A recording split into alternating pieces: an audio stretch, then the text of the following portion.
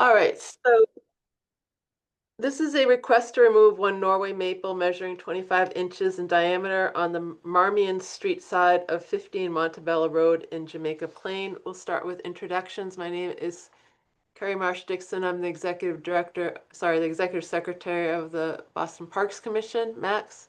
Max Ford Diamond, Tree Warden, City Arborist, City of Boston. Todd? Todd Meester, I'm the Director of Urban Forestry with the City of Boston Parks Department. Jill? Jill Zick, I'm the interim chief landscape architect for the Parks Department. Calliope? Calliope Marski, Assistant Urban Forestry, City of Boston. All right. If you'd like to start your presentation, if you have a graphic that would help, we can let you share your screen. Thank you. Hi, I'm Dolores Carbona, Senior ADA Manager for the Streets Cabinet. And we are here today discussing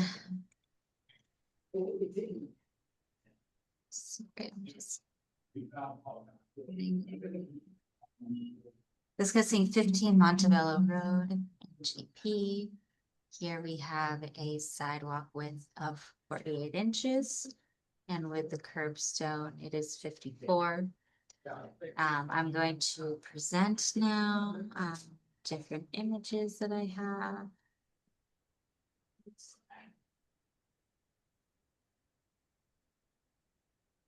Yeah, so because it's like a start, and it comes on. It's possible. Max, is that coming through you? I see. I'm hearing a lot of background noise, but I don't No, know. it's not for me. Okay.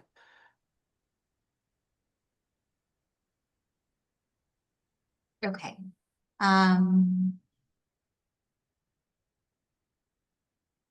So this is 15 Montebello Road, sidewalk width of 48 inches with a curbstone, and with the curbstone, we're at 54. Here we have a maximum vertical uplift. At the highest point, it's 13 inches around the other side of this tree, which I'll show you. And then at the lowest point, this tree uplifts 3 inches. The minimum distance between the back of sidewalk and the tree here is 18 inches. This was a 311 complaint from February of 2024. So I'm just gonna go through these photos here. We explored so here is the highest vertical uplift. The 13 inches is around here, and the lowest uplift was either here or here. Those are 3 inches. And then we have a very narrow 18-inch path of travel on the side of the tree. Yeah.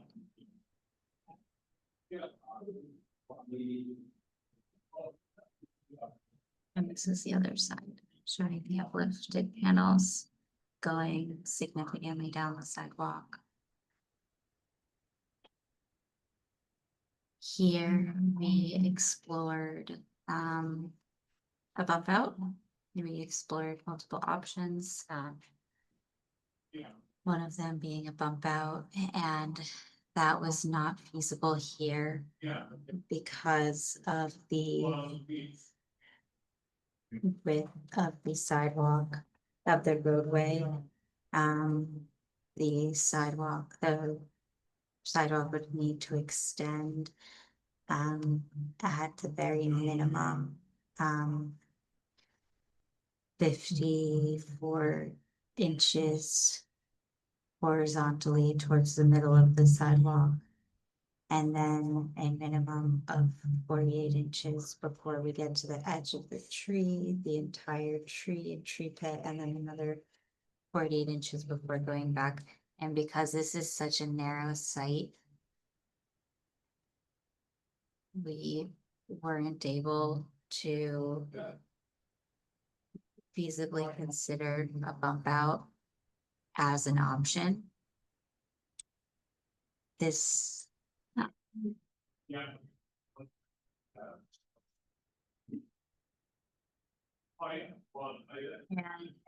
and we were asked about whether the light pole will be relocated.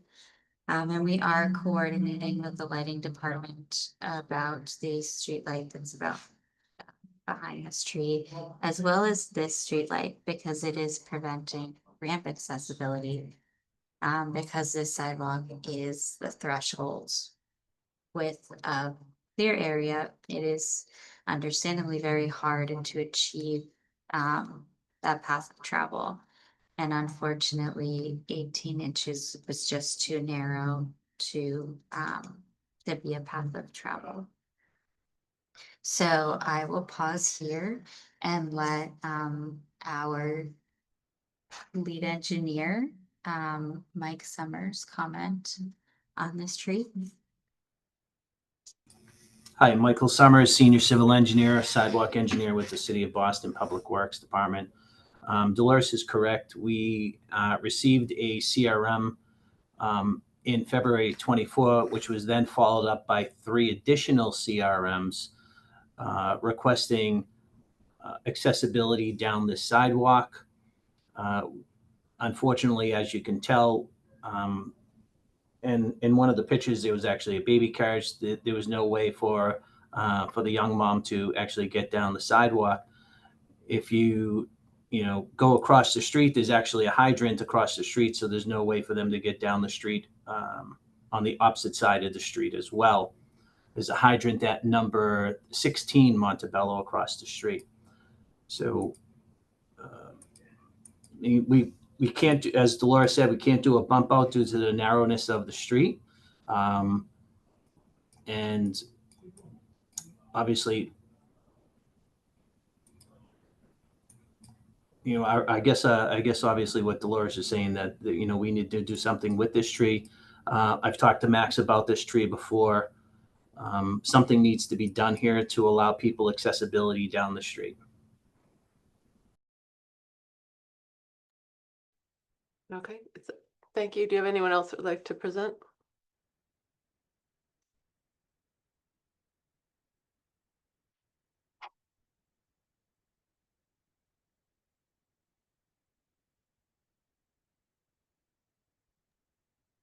No, that pretty much captures our position. Many alternatives were explored here, from crossings to bump outs. And unfortunately, because of the narrow constraints, it just was not feasible.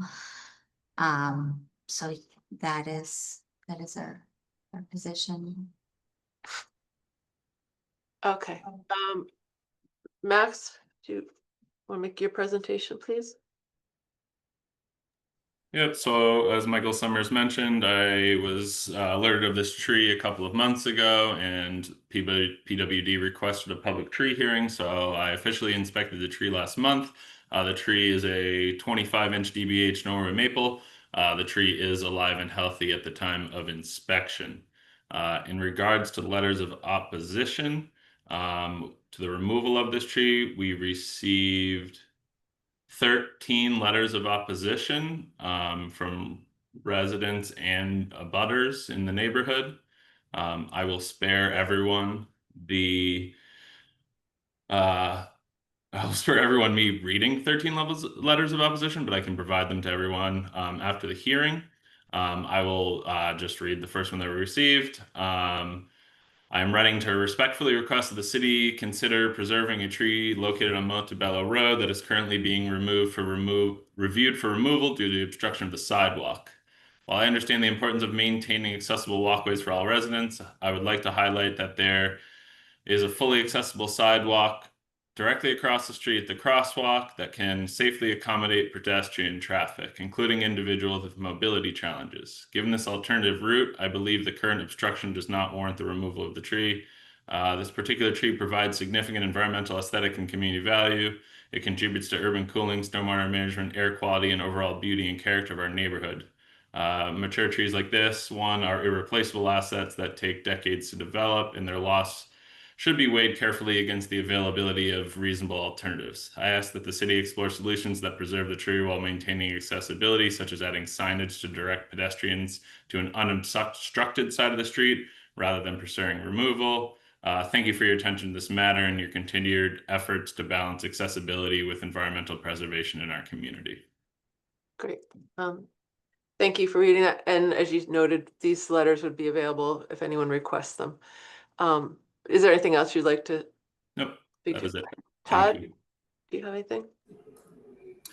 I guess just maybe a follow-up or clarification. Mr. Summers, you had mentioned that there's a fire hydrant. It was at, I believe you meant 16 Marmion Street, not 16 Montebello, because I see on the other side of the streets about mid-block there is a hydrant, but I don't see anything if 16 Montebello is the Yes, school right there. I'm sorry, 16 Marmion Street. Yes, I'm sorry.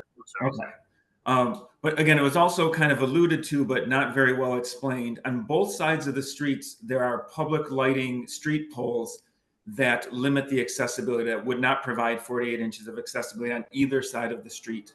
So how would removing this tree gain accessibility on either side of the street with these light poles?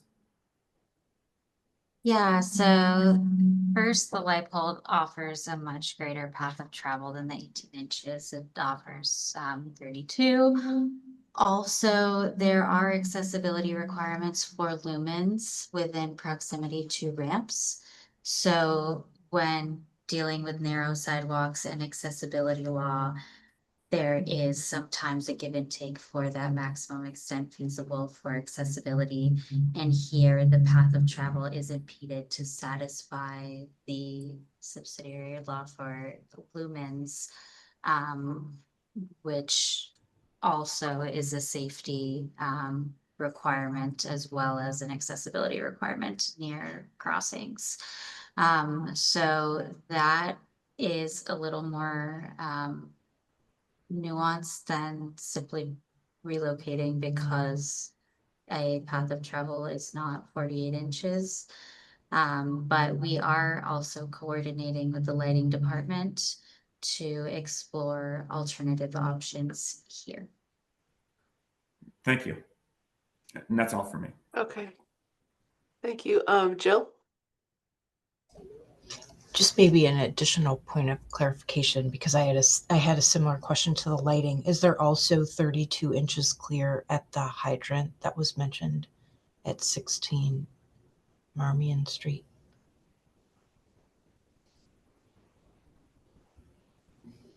I'm not sure.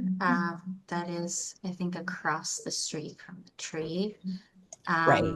Yeah. Right. My understanding is that the code requires that one side of the street must be accessible, and that the 32 inches would meet the, the allowance for pinch points. But I'm just trying to understand, are we able to achieve a fully accessible sidewalk on one side of the street?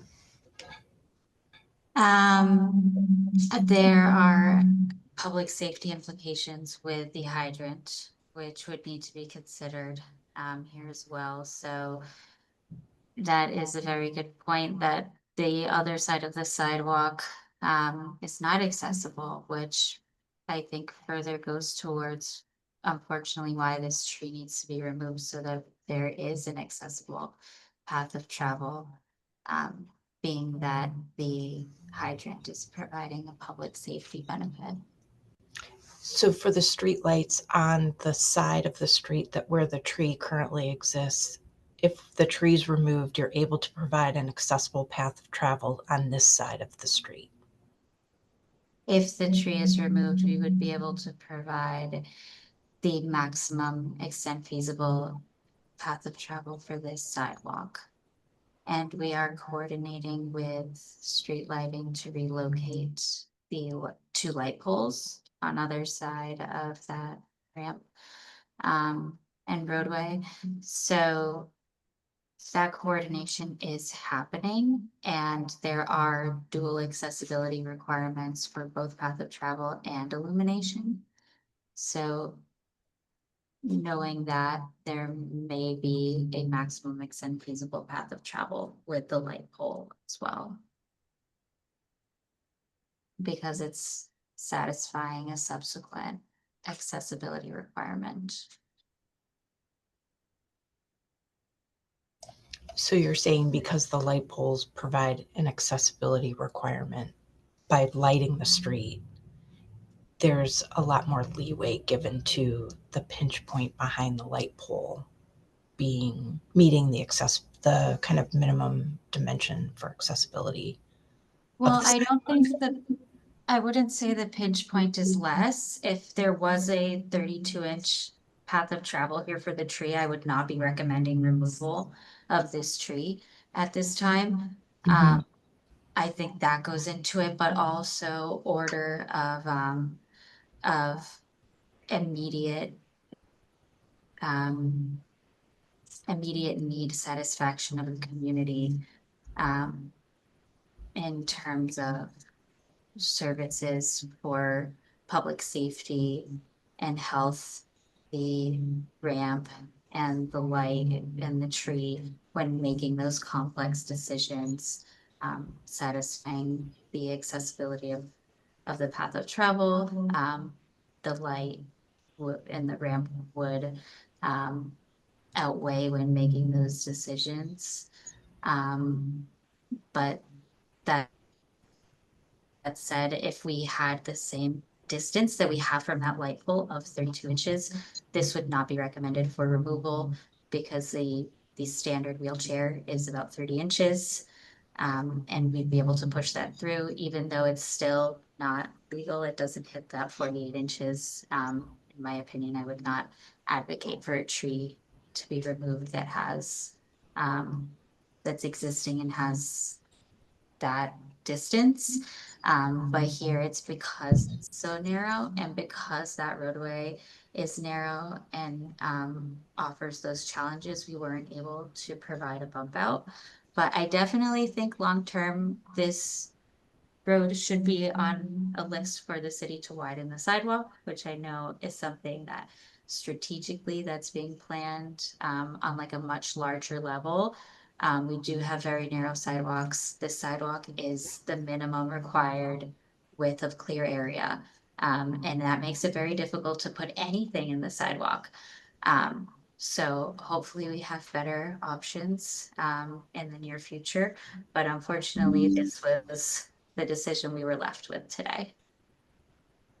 I have one question. Could you clarify? I thought that I had seen something about the requirement of shade as part of the accessibility requirements. But is that a policy, a law, a preference?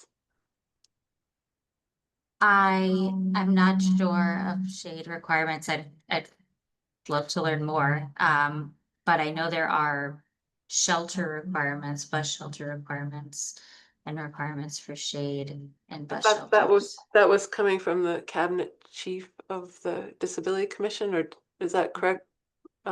Max, have you seen that? I have not seen that Okay. specific requirement. Okay, all right, so it's not an actual requirement, perhaps it's just a preference. All right. So does that complete your presentation and our comments? So we can go to the public? Yeah, I have no further comments. Okay, if any members of the public would like to speak, you could raise your hand and we'll ask you to speak in the order in which your hands are raised. Mr. Smith?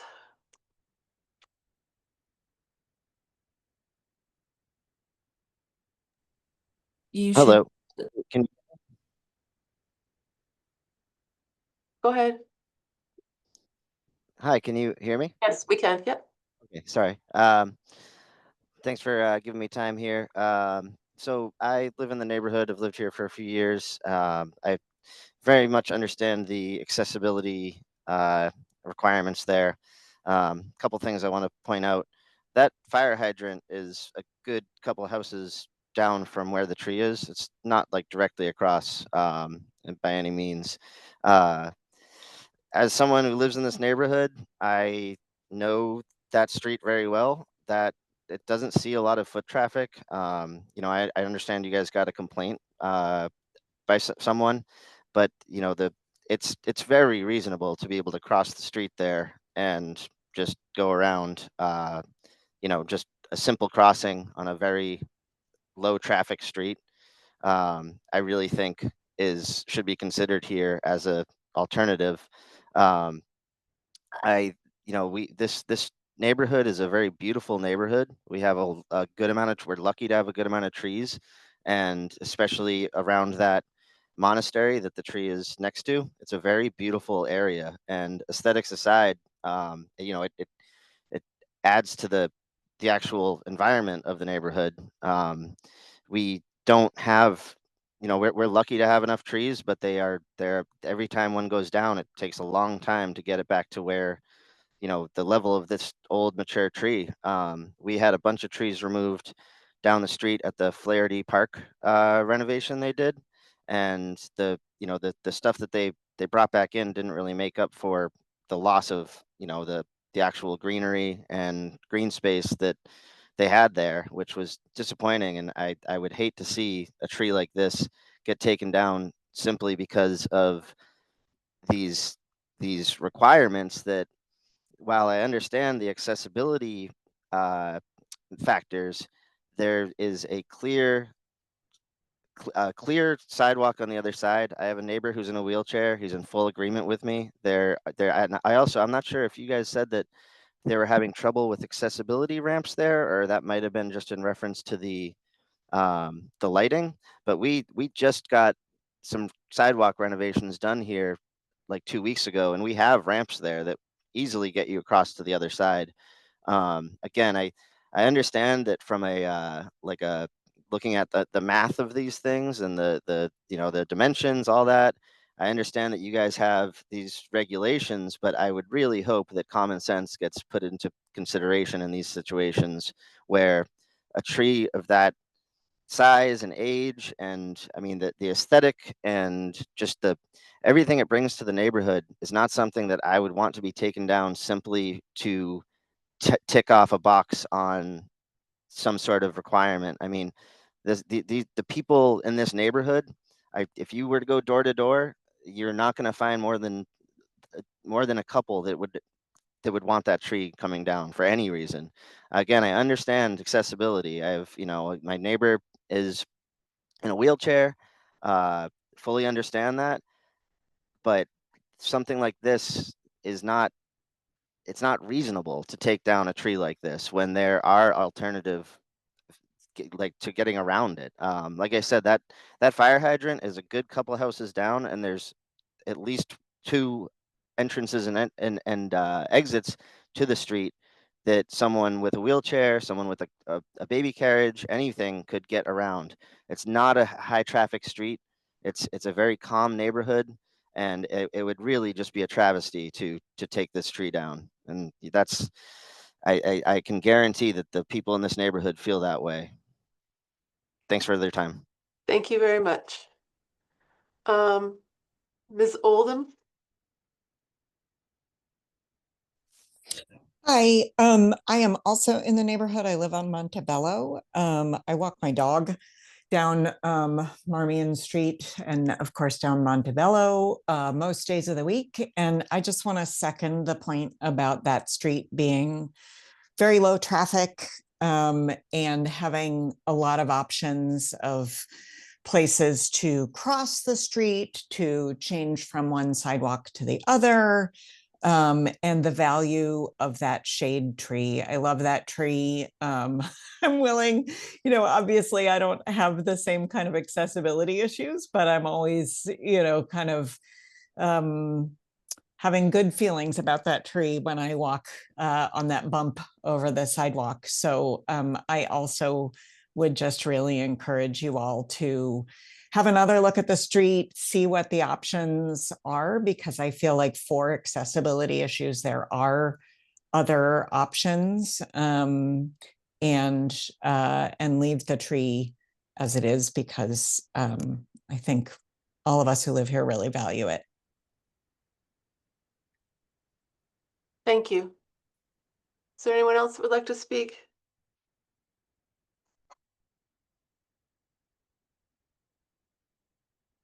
Okay.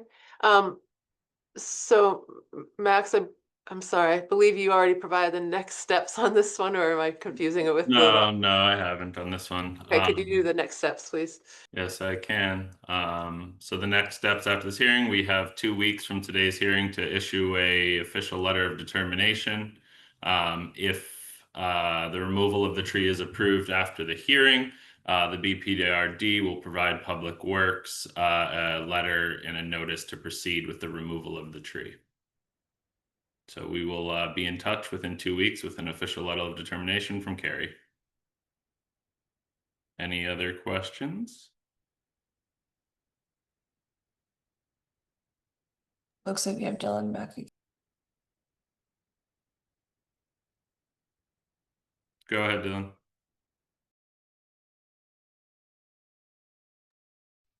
Check if just so I understand the process, if there's a determination made, is there any process for appealing that decision? Is there any recourse for appealing if the decision is made to take it down? Max? So if based on state law, if there is opposition to the removal of the tree, we have to deny the removal of the tree just based on Chapter 87. Public Works could then request to have the decision overruled by the mayor or the mayor's designee. Does that answer your question? I believe so. So is that opposition from the decision made by you guys, or opposition in general from the public? Opposition from the public. Okay, and so does this count as official opposition? Yeah, we received 13 letters of opposition so far. Okay. Okay, that's good to know. And And the I guess testimony.